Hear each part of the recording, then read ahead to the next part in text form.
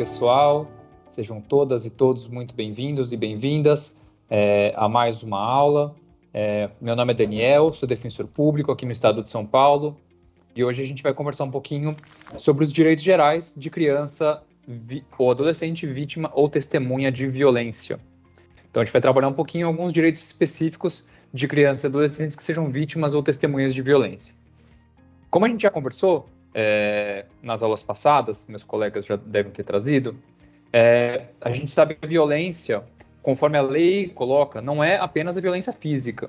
Então a violência inclui também, hoje em dia, a violência psicológica e a violência sexual.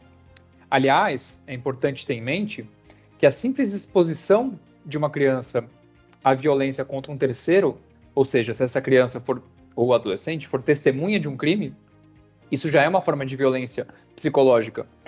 Então, pensemos nesse caso, por exemplo, o menino ou menina que testemunha a mãe sendo vítima de violência doméstica. Então, isso também é uma forma de violência contra essa criança ou contra esse adolescente. Em relação a esse tema, a gente tem, claro, como norma fundamental o Estatuto da Criança e do Adolescente, mas a gente tem também a Lei 13.431 de 2017, a Lei do Depoimento Especial. Essa lei é uma lei muito importante porque ela vai organizar o sistema de garantia de direitos de crianças e adolescentes vítimas ou testemunhas de violência. Essa normativa ela vai trazer regras que vão permitir a organização e a ação do sistema de garantias de direitos em relação a casos de violência. Os objetivos principais desse sistema são prevenir atos de violência contra crianças e adolescentes, fazer cessar essa violência quando ela ocorre, prevenir a reiteração da violência já ocorrida, promover o atendimento das crianças e adolescentes para minimizar as sequelas da violência eventualmente sofrida e também promover a reparação integral dos direitos da criança e do adolescente. Um aspecto muito importante é a questão da prevenção geral.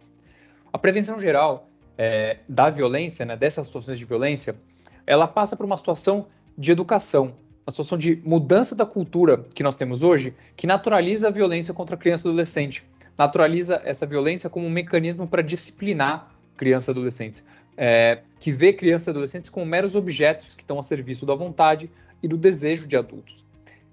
Nós sabemos o tanto que nós já evoluímos, nas últimas décadas em relação a essa questão, mas infelizmente esse trabalho de educação, de mudança de cultura, ainda é um trabalho que vai ainda demorar gerações para a gente chegar no objetivo que a gente gostaria. E, no entanto, e até por isso é importante que a gente comece desde logo esse importantíssimo trabalho de educação, esse trabalho cultural, de colocar a criança e o adolescente como sujeito de direitos, não como objeto, não como, enfim, alguém que deve ser disciplinado pelo mundo adulto, mas alguém que deve ser acolhido, compreendido, educado, enfim. Um ponto importante também em relação a esse aspecto de prevenção é a promoção, enfim, o treinamento dos profissionais que interagem com crianças e adolescentes a identificar sinais de violência, isso é muito importante, e é muito importante também a existência de uma rede organizada que possa receber e processar eventuais casos. Então, são duas questões fundamentais que nós temos que ter em mente. Outra estratégia de prevenção que é indispensável é também o desenvolvimento de habilidades para a própria criança, para as crianças, de reconhecer o que é violência e abuso e não naturalizar, e também de saber como lidar com ela. Então, o que fazer, ter referências de pessoas que lhes são referências de proteção para poder comunicar esses fatos. Então, esse trabalho educativo é fundamental. No entanto, se esse trabalho de prevenção falha, se esse trabalho fracassa, se a criança ou adolescente acaba sendo vítima de violência, a lei vai prever uma série de providências que têm que ser tomadas, cuja adoção, a adoção dessas providências, ela é direito de toda criança e adolescente vítima. Então, de uma forma geral, há uma série de providências que são destinadas a reduzir os danos da violência, então, por exemplo, atendimento médico, atendimento psicológico, prevenir que ela aconteça novamente portanto, a prevenção especial, né, não mais a prevenção geral para toda a sociedade, para todas as crianças, mas a prevenção especial para aquela criança, então medidas protetivas em relação a ela, e também a previsão de responsabilização do agressor. É importante que também nós tenhamos em mente que os direitos da criança e dos adolescentes vítimas passam pela garantia de que as ações sejam providenciadas da forma mais eficiente e com menos danos colaterais possíveis. Então, a ação ela tem que ser eficaz no sentido de proteção, mas ela também não pode ser uma ação que produza mais danos do que a própria conduta que a gente está querendo evitar, combater, enfim, responsabilizar. Então, alguns dos princípios importantes que têm a ver com isso, alguns direitos, né?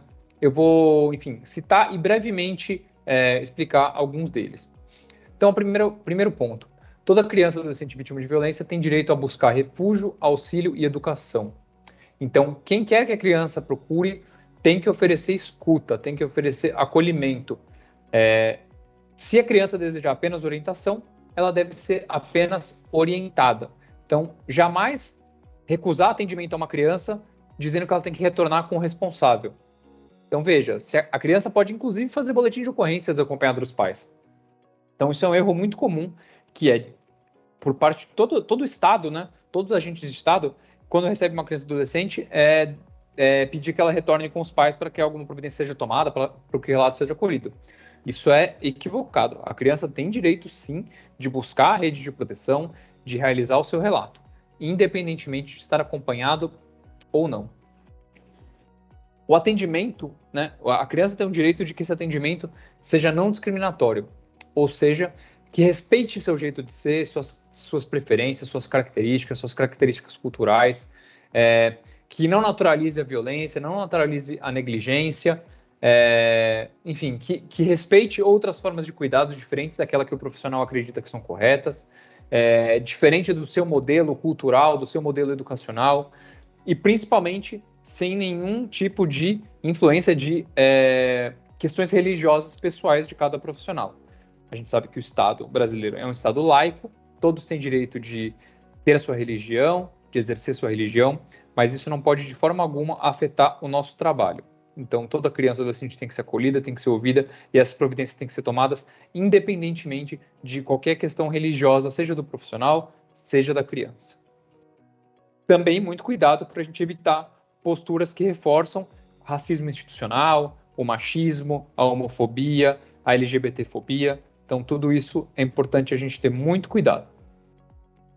Criança e adolescente vítima de violência também tem direito a um atendimento apropriado, humanizado, que considere as peculiaridades decorrentes da sua idade. Então, tem que ser um ambiente privativo e reservado, tem que ser num horário que seja adequado para criança e adolescente, tem que ter cuidado com o gênero do profissional que vai atender em relação ao gênero da criança e adolescente, especialmente em relação a denúncias de abuso sexual. É importante que haja esse cuidado. É importante que crianças e adolescentes com deficiência tenham um atendimento adaptado às suas características. Então, nós não podemos aceitar que nossas instituições tenham barreiras físicas, de modo que crianças e adolescentes não consigam buscar esse atendimento. Criança e adolescente vítima tem direito a um atendimento que seja completo, contínuo, multidisciplinar, articulado e integrado. Então, o atendimento da rede tem que garantir cuidado médico, psicoterapia, apoio social, enfim, tudo aquilo que a rede possa fornecer de maneira integrada, de maneira multidisciplinar e de maneira articulada, né? Que a rede não simplesmente passe a criança para outras instituições, dizendo que não é atribuição daquele ou daquela profissional, enfim, ou que também não seja uma atuação exclusiva em algum determinado campo. Isso é uma questão de saúde, isso é uma questão de saúde mental, isso é uma questão social. É sempre uma questão de toda a rede analisar o que cada profissional pode oferecer para aquela criança, para aquele adolescente, para aquela família. O atendimento tem que respeitar a liberdade da criança ou do adolescente. A criança ou adolescente vítima tem liberdade de não contar, tem liberdade de não falar no assunto, tem liberdade de ficar em silêncio. Então, tudo isso tem que ser respeitado. A gente não pode enxergar, como infelizmente é muito comum, especialmente pelo sistema de justiça, enxergar a criança ou adolescente vítima de violência como um simples meio de prova, como um objeto que vai ser utilizado para buscar uma condenação penal, custe o que custar, queira aquela criança ou não. Isso é totalmente equivocado. Isso é revitimização. A gente precisa respeitar a liberdade daquela criança. Se ela não quiser contar, é direito dela não contar. Se ela quiser ficar em silêncio. Então, enfim, isso é muito importante de ter também como cuidado. Toda criança ou adolescente vítima tem direito a um atendimento que respeite sua intimidade, sua privacidade e a confidencialidade das informações. Então, não pode haver exposição da situação de violência da criança ou adolescente, a não ser para aquelas pessoas diretamente envolvidas na proteção, e tudo isso de modo conversado com a criança e com o adolescente. Tem direito de ser informada sobre tudo que está sendo feito ou que será feito. Então, a criança ou adolescente não pode ficar sem saber, foi lá, prestou o depoimento e a rede atua sem ela saber o que está acontecendo. Tudo isso tem que ser conversado, tem que ser explicado para ela, tem que ser, enfim, relatado e mesmo submetido à sua aprovação. A criança ou adolescente tem direito a um atendimento que considere sua opinião, sua participação, para que tudo seja definido em relação às ações de proteção. Então, o direito de colaborar no planejamento das ações que visem a sua proteção. A criança e o adolescente têm direito também de participar dessas discussões, de colocar a sua opinião, de colocar a sua voz. A criança e o adolescente vítima de violência tem direito também que eventual apuração de suspeitas não se baseie exclusivamente ou principalmente no seu depoimento. Tem que ser buscadas outras formas de prova. A apuração tem que ser cautelosa, tem que ser sigilosa. A gente sabe dos efeitos desastrosos, terríveis que podem ter uma falsa acusação de crime contra a criança em relação a um adulto eventualmente inocente. Então é preciso tudo ser feito com muito cuidado, com muita parcimônia e de modo sigiloso. Como eu já mencionei acima, também é direito da criança que seja uma intervenção mínima. Então a gente não pode fazer procedimentos desnecessários, invasivos, que gerem mais sofrimento.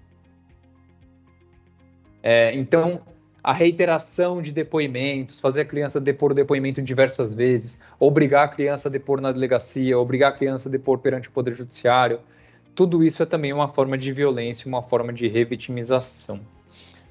A intervenção também tem que ser proporcional e atual. Você não pode, por exemplo, simplesmente retirar a criança e o adolescente da sua família por causa de uma conduta que, apesar de grave, não exige uma providência tão drástica. Então, houve uma situação em que a criança apanhou por desobediência dos pais, por exemplo, não significa que a gente tem que aceitar essa situação. Mas retirar a criança dos pais por causa disso é uma intervenção extrema, desproporcional. Então, tudo tem que ser feito com cuidado, com cautela, tudo tem que ser feito, enfim, pensando nessa proporcionalidade. Pensando no diálogo, pensando em formas restaurativas, pensando em formas de conversa, de convencimento da família. Enfim, tudo isso tem que ser pensado com muito cuidado. A criança tem direito de ser acompanhada nos depoimentos, se ela quiser. Veja, não é um dever de estar acompanhada pelos pais, é um direito de estar acompanhada pelos pais ou por alguém que seja da confiança dela, independentemente de ser o pai ou ser o responsável legal. Por fim, a criança também tem um direito, que está previsto em lei, de que seja oferecido, se a criança quiser, oportunidade de um tratamento especializado ao autor da violência para que seja rompido o ciclo de violência. Então, todos esses direitos são direitos da criança ou do adolescente vítima, estão previstos em lei e são todas questões que todo profissional da rede tem que ter em mente e tem que ter muito cuidado quando recebe uma denúncia, quando recebe uma criança, quando recebe um adolescente, para que seja respeitada a lei e para que sejam respeitados os direitos daquela criança ou do adolescente vítima, de modo a cumprir o que está na lei, a realizar uma intervenção que seja efetiva, que seja proporcional, que seja adequada e que seja uma intervenção que não gere mais danos, que não gere revitimização, que não gere mais sofrimento ainda para aquela criança ou para aquele adolescente vítima. Então, nessa conversa, por hoje, é isso. E aí, na próxima aula, a gente trata de alguns outros pontos importantes em relação aos direitos de criança e adolescente vítima de violência. Muito obrigado.